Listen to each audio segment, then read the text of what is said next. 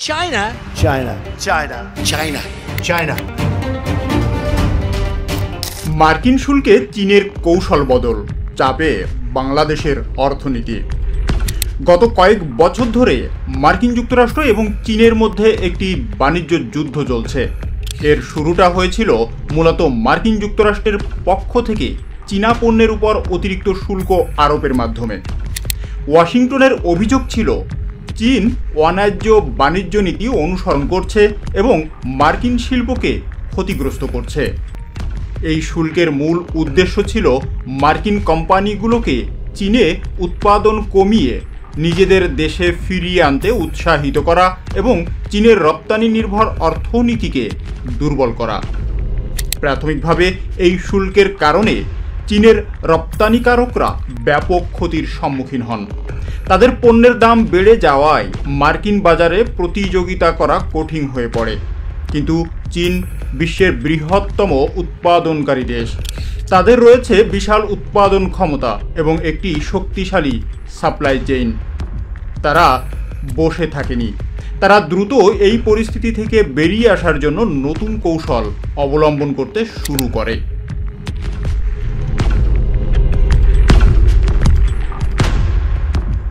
চীনের এই নতুন কৌশলটি বেশ বুদ্ধিদীপ্ত। তারা সরাসরি মার্কিন শুল্কের মোকাবেলা না করে বিকল্প পথ খুঁজে বের করেছে। চীন এখন তাদের কিছু উৎপাদন, বিশেষ করে যে পণ্যগুলোর উপর মার্কিন শুল্ক বেশি, সেগুলোর কারখানা ভিয়েতনাম, কম্বোডিয়া, ইন্দোনেশিয়া এবং এমনকি বাংলাদেশেও সরিয়ে নিচ্ছে। এর ফলে পণ্যটি মেড ইন ভিয়েতনাম বা মেড ইন বাংলাদেশ হিসাবে মার্কিন বাজারে প্রবেশ করতে পারছে এবং শুল্কের আওতা মুক্ত থাকছে। চীনা কোম্পানিগুলো এখন অন্য দেশের মাধ্যমে তাদের পণ্য মার্কিন যুক্তরাষ্ট্রে পাঠাচ্ছে। অর্থাৎ চীনে উৎপাদিত পণ্য প্রথমে একটি তৃতীয় দেশে যাচ্ছে, সেখানে হয়তো সামান্য কিছু প্রক্রিয়াকরণ হচ্ছে, তারপর সেটি মার্কিন যুক্তরাষ্ট্রে পাঠানো হচ্ছে।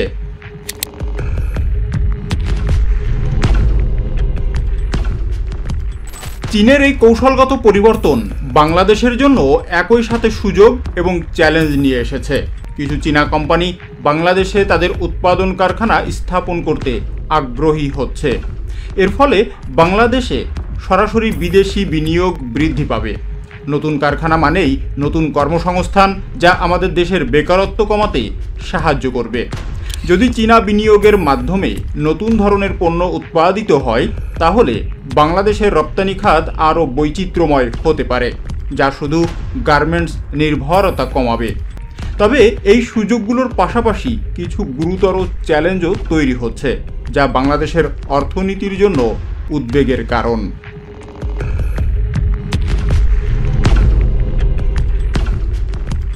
প্রথম এবং সবচেয়ে বড় চ্যালেঞ্জ হলো সরাসরি প্রতিযোগিতায় চাপ। চীন যখন বাংলাদেশে তাদের উৎপাদন কেন্দ্র সরাচ্ছে, তখন তারা এমন পণ্য উৎপাদন করছে যা আমরা ইতোমধ্যে তৈরি করছি, বিশেষ করে পোশাক শিল্পে।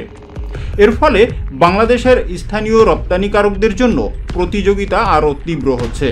চীনা কোম্পানিগুলো তাদের দক্ষতা, প্রযুক্তি এবং বড় মাপের উৎপাদন ক্ষমতার কারণে বাজারে একটি শক্তিশালী অবস্থান তৈরি করতে পারে, যা আমাদের ছোট ও মাঝারি আকারের উদ্যোক্তাদের জন্য কঠিন হয়ে দাঁড়াবে।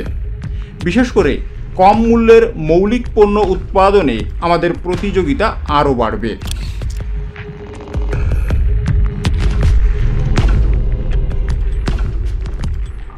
দ্বিতীয় চ্যালেঞ্জটি হলো লাভজনকতা হ্রাস। চীনা কোম্পানিগুলো হয়তো তুলনামূলক কম মুনাফায় পণ্য বিক্রি করতে প্রস্তুত থাকবে, কারণ তাদের মূল লক্ষ্য হলো মার্কিন শুল্ক এড়ানো। এর ফলে বাংলাদেশি কোম্পানিগুলোকে হয়তো তাদের পণ্যের দাম কমাতে বাধ্য হতে হবে, যা তাদের লাভজনকতা কমিয়ে দেবে। তৃতীয় চ্যালেঞ্জ হলো আমাদের সীমিত অবকাঠামো। এত বিপুল পরিমাণ উৎপাদন এবং রপ্তানি পরিচালনার জন্য আমাদের বন্দর, সড়কপথ এবং বিদ্যুৎ ব্যবস্থার উপর অতিরিক্ত চাপ পড়বে। আমাদের অবকাঠামো কি এই অতিরিক্ত চাপ সামলাতে প্রস্তুত? পাশাপাশি পরিবেশগত দিকটিও গুরুত্বপূর্ণ। নতুন কারখানা স্থাপন এবং বর্ধিত উৎপাদনের ফলে পরিবেশ দূষণ বৃদ্ধির ঝুঁকি থাকে। টেকসই উন্নয়নের জন্য এই বিষয়টি বিবেচনা করা অত্যন্ত জরুরি।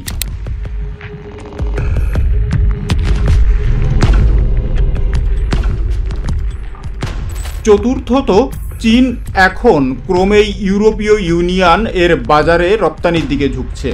ফলে 27 জাতির এই জোটে চীনের পোশাক রপ্তানি দ্রুত বাড়ছে। উল্টো এই কারণে বাংলাদেশের প্রবৃদ্ধি কিছুটা শ্লথ হয়ে পড়েছে। ইউরো স্ট্যান্ড অর্থাৎ ইউরোপীয় ইউনিয়নের সরকারি পরিসংখ্যান সংস্থার হালনাগাদ তথ্য বলছে 2025 সালের জুলাই মাসে বাংলাদেশের পোশাক রপ্তানি প্রবৃদ্ধি ছিল মাত্র 7%, যেখানে চীনের প্রবৃদ্ধি ছিল 25%। অথচ কয়েক মাস আগেও দুই দেশের প্রবৃদ্ধিতে এত ব্যবধান ছিল না। চলতি বছরের জানুয়ারি ফেব্রুয়ারির সময়ে বাংলাদেশ ছিল এগিয়ে। গত বছরের তুলনায় রপ্তানি বেড়েছিল 37%। একই সময় চীনের প্রবৃদ্ধি ছিল 25%। আবার জানুয়ারি থেকে জুলাই পর্যন্ত 7 মাসের গড়ে বাংলাদেশের রপ্তানি আয় বেড়েছে 16.45% আর চীনের বেড়েছে 23%। অর্থাৎ জুলাইয়ে হঠাৎ করেই চীন রপ্তানিতে 4 গুণ বেশি প্রবৃদ্ধি দেখালেও সামগ্রিক গড়ে পার্থক্য তুলনামূলক কম।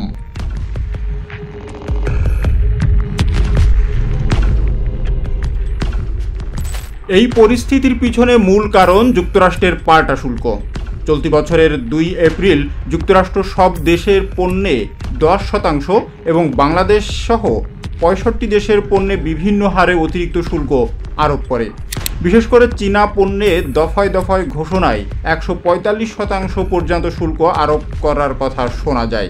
পরে সেই হার কিছুটা কমালেও 50 থেকে 50% পর্যন্ত রয়েছে বলে ধারণা।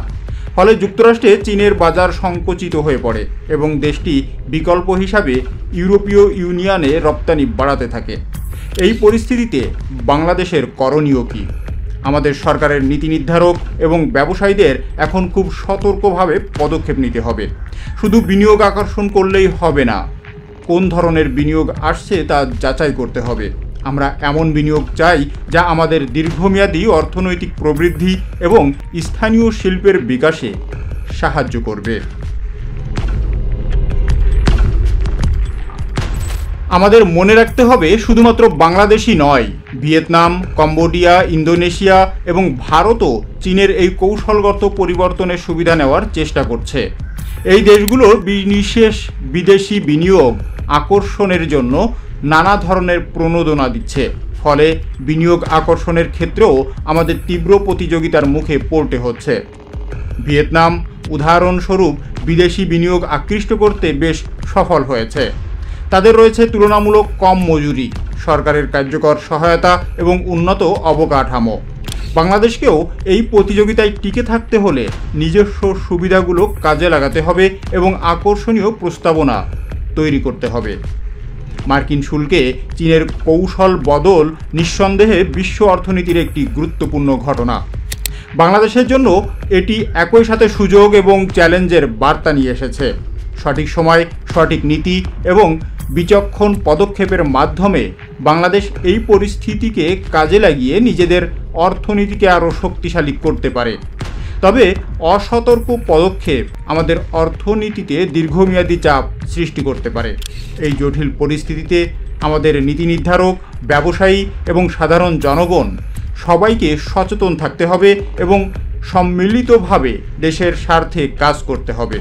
বাংলাদেশের অর্থনৈতিক প্রবৃদ্ধি এবং বিনিয়োগ আকৃষ্টের যে ধরন বাংলাদেশ সরকার বা বাংলাদেশের বর্তমান প্রশাসন দেখাচ্ছে, সে সম্পর্কে আপনার মূল্যবান মতামত আমাদের কমেন্টসে লিখে জানাবেন। ভিডিওটি ভালো লাগলে লাইক করুন এবং বন্ধুদের সাথে শেয়ার করুন। আর এই ধরনের গভীর বিশ্লেষণমূলক ভিডিও আরও দেখতে চাইলে আমাদের চ্যানেলটি সাবস্ক্রাইব করতে ভুলবেন না। ধন্যবাদ।